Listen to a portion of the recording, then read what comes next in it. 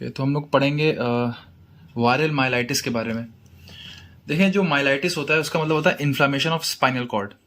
ठीक है, मतलब इन्फ्लामेशन हो गया किसका? स्पाइनल कॉर्ड का। अब जो स्पाइनल कॉर्ड होती है वो हमें मालूम है कि ब्रेन और जो रेस्ट ऑफ द टिश्यू है उसके बीच में एक ब्रिज होता है। ठीक है, हम लोग की पूरी बॉडी से कोई भी नर्व जाती है तो वो स्पाइनल कॉर्ड से होते हुए जाती है, कोई भी न्यूरॉन जाता है तो वो स्पाइनल कॉर्ड से होते हुए जाता है। तो अगर इन्फ्लामेशन हो गया स्पाइनल कॉर्ड में तो डिसरप्शन हो गया इस कनेक्शन का जो कि ब्रेन और बॉडी के बीच में था।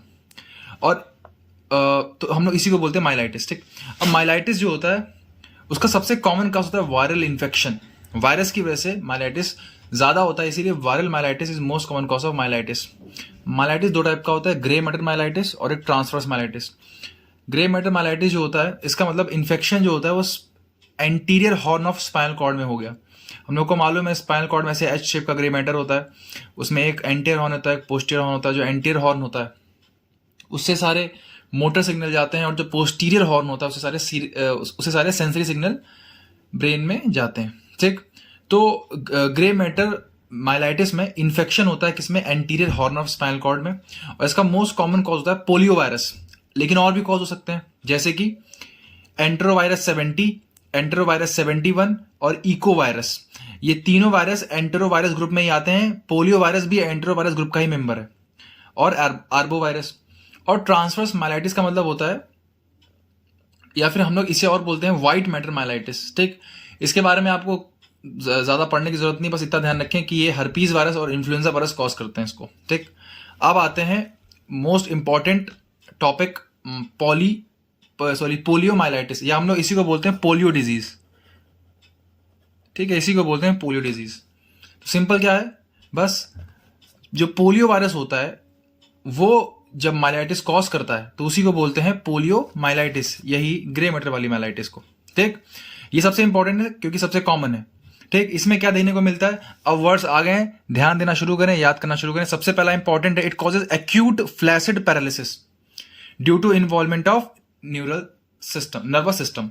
ठीक, अभी जो पोलियो माइलाइटिस है ये वर्ड से लगभग खत्म ही होने वाला है, लगभग इरेडिकेट हो चुका है, क्योंकि इसकी वैक्सीन्स अब लगभग पूरे वर्ल्ड में बहुत प्रिविलेंट है, आसानी से मिल जाती हैं और ये वर्ड से लगभग खत्म ही होने वाला है। अब समझते हैं हल्की फुल्की मॉर्फोलॉजी के बारे में, मॉर्फोलॉजी ऑफ पोलियो वायरस। मैंने आपसे पहले ही कहा था कि पोलियो वायरस जो है वो एंटेरोवायरस का ही मेंबर है, और जो एंटेरोवायरस पूरा ग्रुप है वो बिलोंग करता है फैमिली पिकोरना विरिडी। ठीक, पिकोरना विरिडी को ये फैमिली बिलोंग करती है। अब एमसीक्यू एग्जाम्स के लिए ये सारे डेटा आप हल्के फुल्के आपको याद होने चाहिए कि पिकोरना विरिडी फैमिली के जितने भी वायरसेस होंगे वो स्मॉल होंगे, नॉन एनवेलप्ड होंगे, स्फेरिकल होंगे, उनके अंदर आइकोसाहेड्रल सिमेट्री होगी, और जो कैप्सिड होगी उसमें 60 सब यूनिट होगी, और हर एक सब यूनिट में 4 यूनिट प्रोटीन्स होंगे। प्रोटीन का नाम होगा VP1, VP2, VP3, VP4, और उसमें सिंगल स्टैंडर्ड RNA होगा। तो पिकोरना विरिडी के सारे वायरसेस में ये फीचर्स मिलेंगे। वो बहुत स्मॉल होंगे, नॉन एनवेलप्ड होंगे, स्फेरिकल होंगे, उनके अंदर आइकोसाहेड्रल सिमेट्री होगी, कैप्सिड जो होगी उसमें 60 सब यूनिट होगी, और हर एक सब यूनिट में 4 प्रोटीन होंगे, VP1, VP2, VP3, VP4, और सिंगल स्टैंडर्ड RNA होगा। ठीक है, ये MCQ क्वेश्चन बहुत अच्छा बन सकता है, ये बन सकता है, 60 सब यूनिट बन सकता है, 4 वायरल प्रोटीन बन सकते हैं। ठीक, चलो अब बात करते हैं एंटीजेनिक टाइप की। देखें, पोलियो वायरस जो होता है वो 2 टाइप का हो सकता है। सबसे पहला कि जो भगवान ने बना के भेजा नेचुरल वायरस, उसे बोलते हैं वाइल्ड पोलियो वायरस। ये भगवान की देन है, इसमें हमारा कोई हाथ बिल्कुल भी नहीं है। ठीक, कॉज नेचुरल डिजीजेस। एक होता है VDPV, इसे बोलते हैं वैक्सीन डिराइव्ड पोलियो वायरस। ये तब हुआ जब हमने छेड़खानी करना शुरू करा नेचर से, वैक्सीन्स बनाई, तो उन वैक्सीन की वजह से एक अलग ही स्ट्रेन नया पैदा हो गया। ये हमारी देन है इस समाज को, इसे हम लोग बोलते हैं VDPV। ठीक, VDPV it is a vaccine strain. अब इसमें खास बात क्या है? देखिए, जो भगवान ने बनाया था उसमें न्यूरोविरुलेंस नहीं थी, बट ये जो VDPV है इसमें न्यूरोविरुलेंस है, मतलब ये नर्वस सिस्टम को डैमेज कर सकता है बुरी तरीके से। और ये हम लोग पढ़ रहे हैं पोलियो माइलाइटिस, उसमें ज्यादातर इसी के केसेस आते हैं। ठीक है, जो भगवान ने बनाया था उसमें डैमेज नहीं हो रहा था, लेकिन अब डैमेज हो रहा है। खैर, सबसे पहले बात करते हैं वाइल्ड पोलियो वायरस की। देखिए यहाँ से फिर से कुछ इंपॉर्टेंट एमसीक्यू बन सकते हैं, तो समझें। देखिए जो वाइल्ड पोलियो वायरस होता है उसके 3 स्ट्रेन होते हैं, उनके नाम रखे गए हैं WP1, WP2, WP3। एक साइंटिस्ट थे, उनका नाम था सेबिन, उनके सम्मान में इनको हम लोग बोलते हैं सेबिन 1, सेबिन 2, सेबिन 3। अब समझना ये सारे के सारे स्ट्रेन आइडेंटिकल हैं। अगर 3 बच्चे हैं तुम्हारे, राम, श्याम, मोहन और मोहन, तीनों, एक को हुआ WP1 से इन्फेक्शन, एक को हुआ WP2 से इन्फेक्शन, एक को हुआ WP3 से इन्फेक्शन, सबके फीचर बिल्कुल सेम होंगे, बिल्कुल सेम मैनिफेस्टेशन होंगे, बिल्कुल सेम सीवियरिटी होगी, कोई डिफरेंस ही नहीं। तो फिर डिफरेंस कहाँ है? डिफरेंस होता है जब तुम जेनेटिक सीक्वेंसिंग करते हो इन तीनों स्ट्रेन्स की, तो इनके VP1 रीजन में, जो VP1 प्रोटीन मैंने आपको बताया था ना, VP1 प्रोटीन, उसमें हल्का सा चेंज होता है, ठीक, हल्का सा चेंज होता है। और इसकी वजह से ये इम्यूनोलॉजिकली डिस्टिंक्ट हो जाते हैं, अर्थात मतलब मींस इसका मतलब ये है कि इन तीनों स्ट्रेन्स के अगेन एंटीबॉडी जो बॉडी बनाएगी वो अलग अलग टाइप की बनाएगी, ठीक।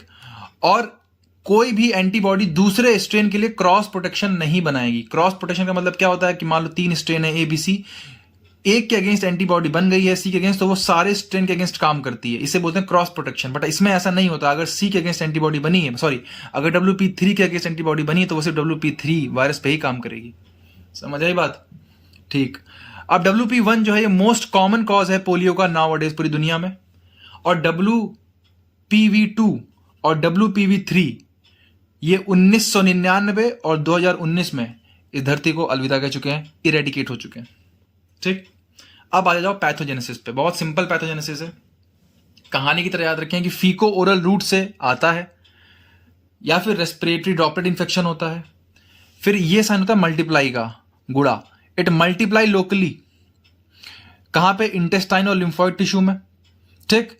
उसके बाद जब ये मल्टीप्लाई कर लेता है तो ये सेल्स के अंदर जाने की कोशिश करता है, और उस सेल्स के अंदर जाने में इसकी हेल्प करते हैं CD155 रिसेप्टर्स। ये अगेंस्ट एक MCQ बन गया, CD155 रिसेप्टर्स, और इसकी इन रिसेप्टर की हेल्प से सेल के अंदर आ जाता है। अब सेल के अंदर आ गया तो अब ये स्प्रेड करेगा CNS या स्पाइनल कॉर्ड में।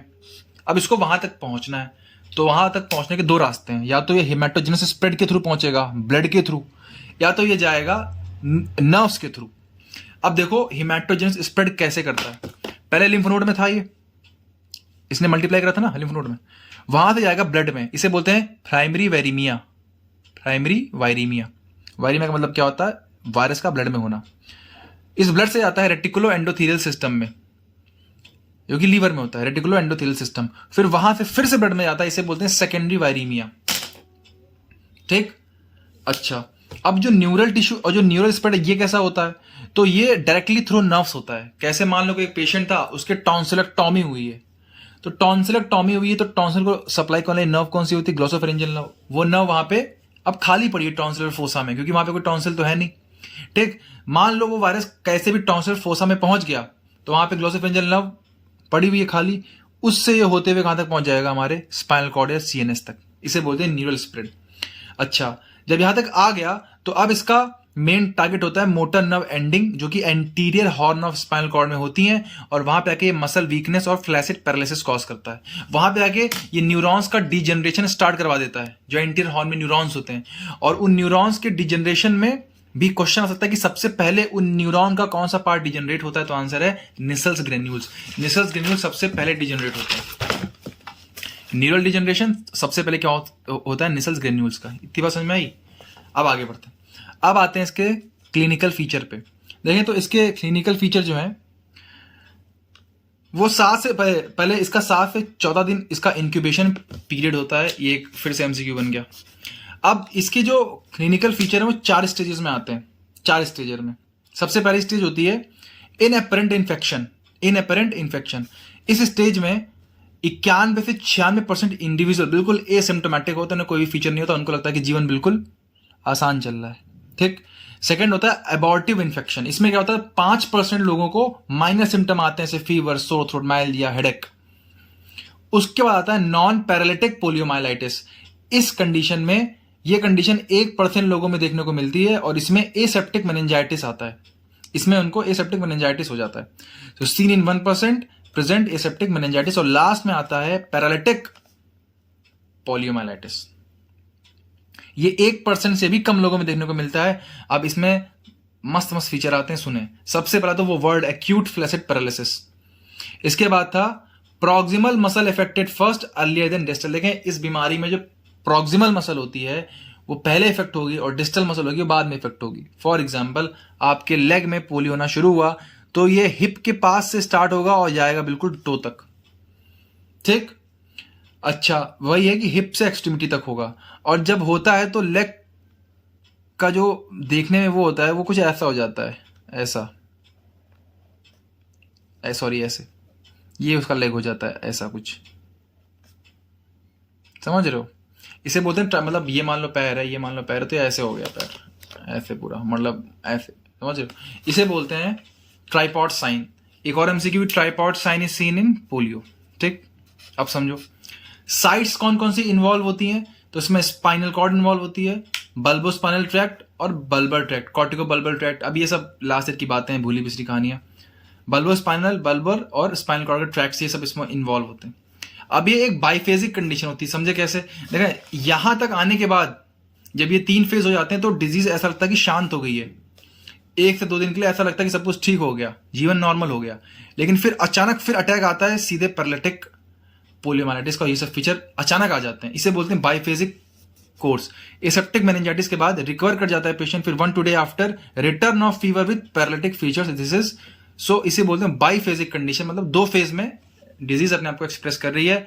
इस डिजीज में सेंसरी लॉस कोई भी नहीं होता, सेंसरी लॉस कोई भी नहीं होता, सेंसरी काम अच्छे से करेंगे क्योंकि एंटीरियर हॉर्न डैमेज हो रहा है। एंटीरियर हॉर्न में क्या होते हैं, मोटर ट्रैक्स, तो सेंसरी का रोल कहां से आ गया। लास्ट में आता है रिस्क फैक्टर। तो देखिए रिस्क फैक्टर जो है ये old children, adults, pregnant women, ऐसे लोग जिनकी टॉन्सिलेक्टॉमी हुई है। Tonsillectomy dispossess bulbar poliomyelitis. Again एक इंपॉर्टेंट क्वेश्चन हो सकता है कि टॉन्सिलेक्टॉमी है वो किसको वो करता है डिस्पोज, बल्बर पोलियोमाइलाइटिस को। और इंट्रामस्कुलर इंजेक्शन जिनके लगता है उनके भी खतरा होता है किसका, पोलियोमाइलाइटिस का, ठीक। इतना बहुत है। अब नेक्स्ट वीडियो में पढ़ेंगे इसके लैब डायग्नोसिस के बारे में और VAPP और VDPV के बारे में, इसी के बाद अपलोड होगी। Thank you, bye bye.